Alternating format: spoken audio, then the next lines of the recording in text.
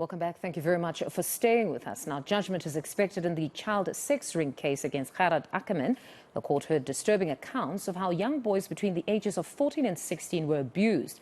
Ackerman faces over 700 counts of rape, attempted murder, as well as sex trafficking. He's pleaded not guilty to all charges. Our reporter Heidi Giokos is watching that case and joins us now with the very latest. Good morning, Heidi. So it's D-Day. We're expecting judgment today. Perhaps give us a summation of the facts around this case. Yes, a rather disturbing case, Mfundo. What we do understand is that Gerhard Ackerman is facing over 700 charges, and this all links to rape, human trafficking, unlawful possession of child pornography and sexual grooming of children. This, of course, links to the alleged grooming of very young boys, the youngest being around 11 years old at the time.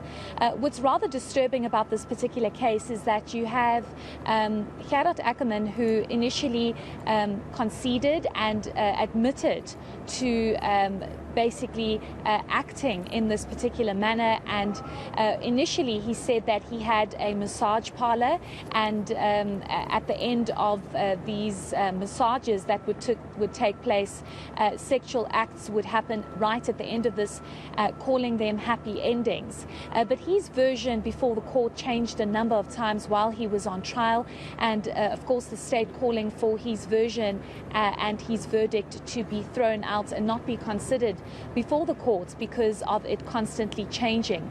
These are, of course, very serious charges and counts that he is facing, given the severity of this and the fact that it's very young boys that were included in all of this. So judgment is expected today, but hearing throughout the trial, you did hear the judge rather being disturbed and disgusted by all of this, basically saying that his version of events, that being Gerhard Ackerman, did not hold any weight or hold any water because it constantly changed, and obviously the evidence before the court. But we'll have to hear what exactly transpires. Judgment is expected at around 10 o'clock today.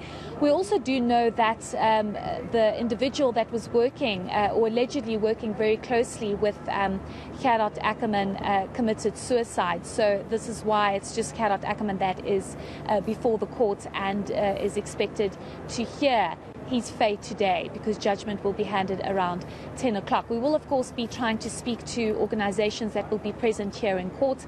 It's been a very difficult and gruesome trial, especially for the victims, because many of them are now over the age of 18, of course not wanting to be identified because having to have lived through that trauma, of course having to explain to the courts what exactly transpired. But we'll, of course, be bringing you all those details at around 10 o'clock this morning in Fundo. All right, Heidi, thank you very much for that update.